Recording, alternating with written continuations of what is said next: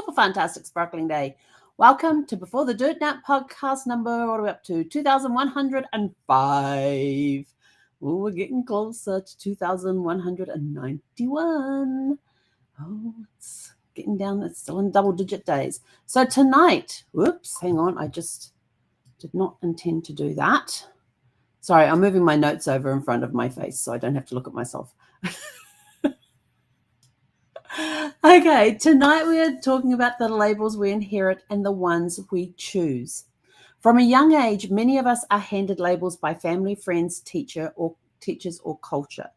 Sometimes they're meant as praise, the smart one, the helper. Other times they are limiting or painful, too sensitive, the troublemaker, the one who always holds it together, the black sheep. You know those labels. But here's the truth: you don't have to keep every label you are handed. No, you can toss them aside. You go, yep, I'll keep that one. You get to choose which ones you keep, which ones you toss aside, and which ones you want to create for yourself. You are not your role. You are not their nickname for you. And you are not obligated to keep wearing an identity that no longer fits. So this is all part of our becoming series this week. This week we're talking about becoming and different things. So we're talking about labels tonight. So how do labels get attached to us? Through family dynamics, birth order roles, generational trauma, cultural expectations, from childhood experiences or early successes or failures. You might get given a nickname because of an incident that happened. And it was embarrassing for you, but now that you've got this nickname and now it's stuck. And you really don't want it. So toss it away. Based on who we were during hard sessions, not who we were becoming now. So what inherited labels may sound like you're the strong one, you don't need help. You're always the peacekeeper. You're not the artistic one. You're always the difficult one. You're always the quiet one. You're always the good girl or the good boy. And you decide to rebel against some of them. These may have shaped us, but they don't have to define us. And the problem with old labels is they can keep us locked in roles that serve others, but stifle us. And you're just like, I want to break free. Oh, there you go. That would work. I'm not singing that, sorry. They can prevent us from trying new things, from speaking up, or softening. They may have served then, but they may no longer fit now. So in choosing your own, I remember back in school, that was one that happened. I didn't get a nickname out of it, but I kind of felt a label on me that I couldn't do something because of how the situation turned out. So there's things that will happen that was like, yep, I'm not going to do that anymore. I tried it once, it didn't work, I'm not going to do it. So you get those sorts of labels too. Tried it once, not going to do it.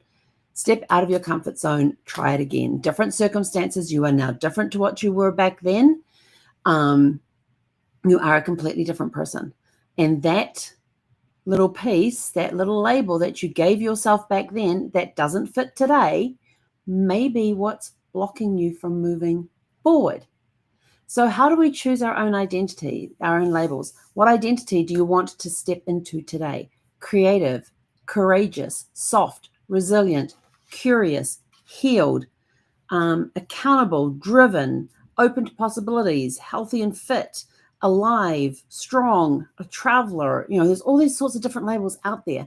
You get to choose who you are becoming and how you describe yourself.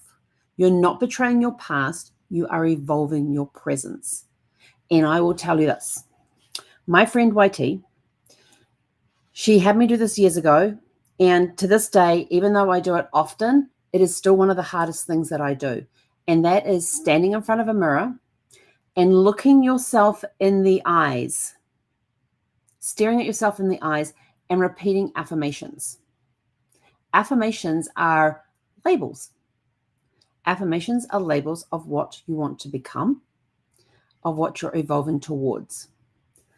So when you say that I am a survivor who is thriving, what does that tell you? It tells you that you have survived something and you have gone on to thrive. So you always put it in the present tense of I am. I am this, I am that. I am strong, I am alive, I am a traveler. I am an inspiration to others. I am loyal. I am full of gratitude.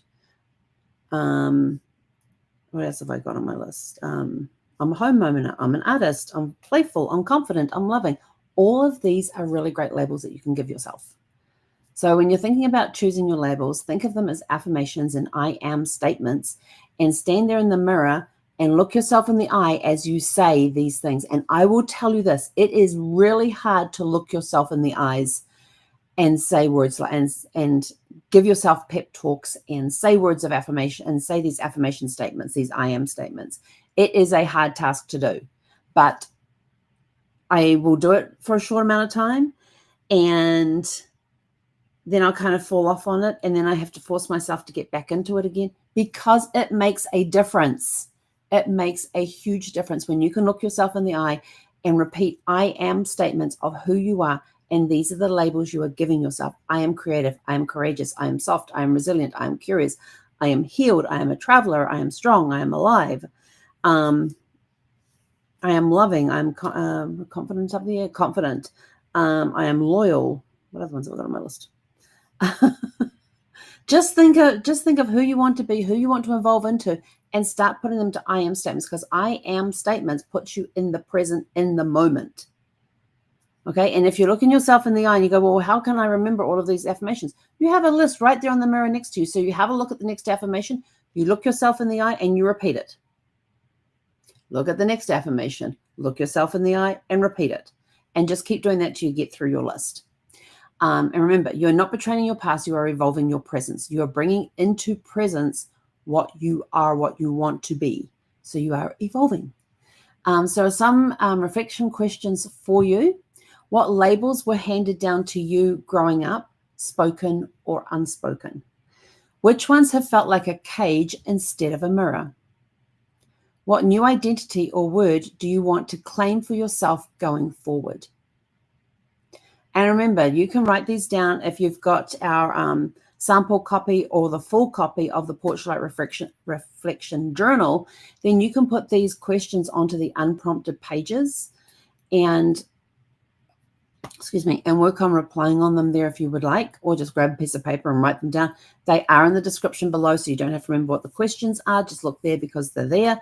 If you want to get a sample copy of our Porchlight Reflection Journal, and you want to sign up for the Porchlight newsletter, just scan the code up here in the left-hand corner.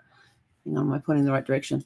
Scan up here in the left-hand corner, up here, right here. Scan here, and that will take you to the page to where you just register for the newsletter. You can always cancel the newsletter if you don't like it. It comes out every Monday morning. It's coming out Monday mornings, and